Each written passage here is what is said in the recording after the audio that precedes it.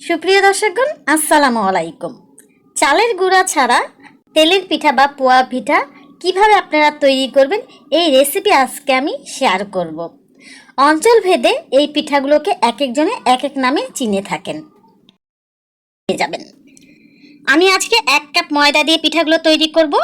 এই পিঠাগুলো আটা দিয়েও তৈরি করা যায়, তবে ময়দাটা নিলে বেশি ভালো হয়। দিয়ে দিলাম 1/2 কাপ সুজি। সুজিটা কিন্তু ভাজা যাবে না, যেভাবে বাজার থেকে আনা হয় ঠিক সেভাবে এখানে ব্যবহার করতে হবে। আর দিয়ে দেবো এখানে আমি 1/2 কাপ চিনি। চিনিটা আপনারা বাড়িয়ে নিতে পারেন, তবে 1/2 কাপের নিচে দিবেন না। এবার দিয়ে দিলাম 1/2 চা চামচের মতো লবণ। লবণটা আপনারা টেস্ট অনুযায়ী দিবেন। শুকনো উপকরণগুলো হুইক্সের সাহায্যে একটু মিশিয়ে নিব। তারপর এখানে আমি অ্যাড করব কুসুম গরম পানি।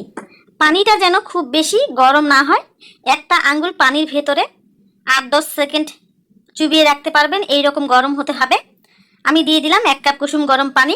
পানি কিন্তু আরও লাগবে, তবে সব পানি একসাথে দেওয়া যাবে না। 1 কাপ প্রথমে দিয়ে দিলাম, দিয়ে একটু মিশিয়ে নেব। তারপর আমি অল্প অল্প করে পানি অ্যাড করব। তবে এখানে আমি একটা জিনিস দিতে ভুলে গেছি। এখন আমি এখানে দিয়ে দেব 2 চিমটি এলাচ গুঁড়া। এই এলাচ গুঁড়াটা কিন্তু একেবারেই অপশনাল, আমি শুধু জাস্ট একটু দিয়েছি একটা সুন্দর ফ্লেভার আসার জন্য। এটা না দিলেও চলবে। এবার আমি আরও 1/2 কাপ পানি দিয়ে দেব এখানে, দিয়ে ডোটা তৈরি করে নিব। 1.5 কাপ পানি দেওয়ার পরে আমি হুইক্সের সাহায্যে খুব ভালোভাবে 8 থেকে 10 মিনিট ব্যাটারটা ফেটিয়ে নিব। এতে করে পিঠাগুলো একদম পারফেক্ট হবে এবং প্রতিটা পিঠা ফুলবে। অনেকে কিন্তু এই কাজটা করতে চান না।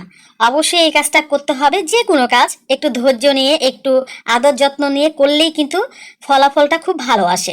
এই যে দেখেন, আমি কিন্তু 10 মিনিট ফেটিয়ে নিয়েছি, একেবারে স্মুথ একটা ব্যাটার হয়ে গেছে। এবার আমি 10 থেকে 15 মিনিট ঢেকে রেখে দেব। আমি প্রায় 20 মিনিট পর ফিরে আসলাম। ব্যাটারটা কিন্তু কিছুটা ফুলে গেছে, যেহেতু এখানে সুজি আছে। সুজি কিন্তু পরে একটু ফুলে যায়, এই জন্য এখানে সামান্য একটু আমি এবার পানি অ্যাড করব। আমার 1 টেবিল চামচ পানি লেগেছে। এবার আমি বলি, আমার 1.5 কাপ আর 1 টেবিল চামচ পানি লেগেছে। আপনাদের কিন্তু পানির পরিমাণটা কম বেশি লাগতে পারে, ঠিক আছে? আমার যতটুকু লেগেছে ততটুকু আপনাদের লাগবে, এমন কোনো কথা নেই। এবার আমি ব্যাটারটা একটু আপনাদেরকে দেখিয়ে দিচ্ছি। আপনাদেরকে দেখে বুঝে নিতে হবে ব্যাটারটার ঘনত্বটা কীরকম রাখতে হবে।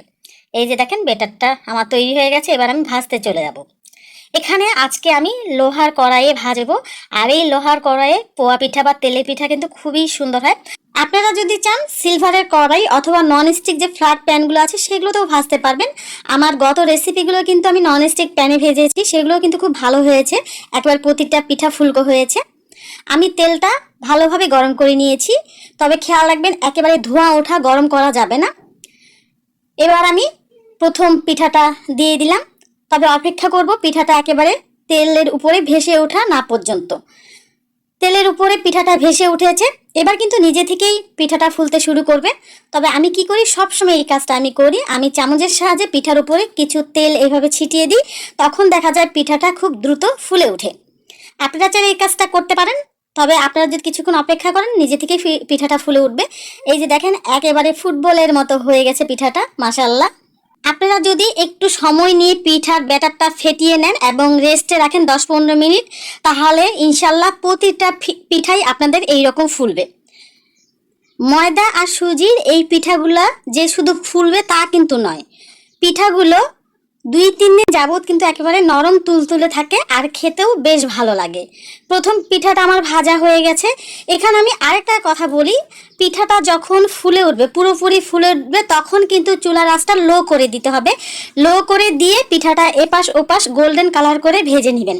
যদি চুলার আঁচটা হাই থাকে তাহলে কিন্তু পিঠার উপরের অংশটা পুড়ে যাবে, ভেতরে কিন্তু কাঁচা থেকে যাবে। এই জন্য ফুলে উঠার পরে তারপরে চুলার আঁচটা লো করে দিবেন। এবার আমি তেলটা আবার একটু টেম্পারেচারটা দেখে নিলাম, কারণ যদি তেলে টেম্পারেচার খুব বেশি থাকে তারপরেও পিঠা নষ্ট হয়ে যাবে। যদি তেলের টেম্পারেচারটা কম থাকে সেক্ষেত্রেও কিন্তু পিঠা নষ্ট হয়ে যাবে।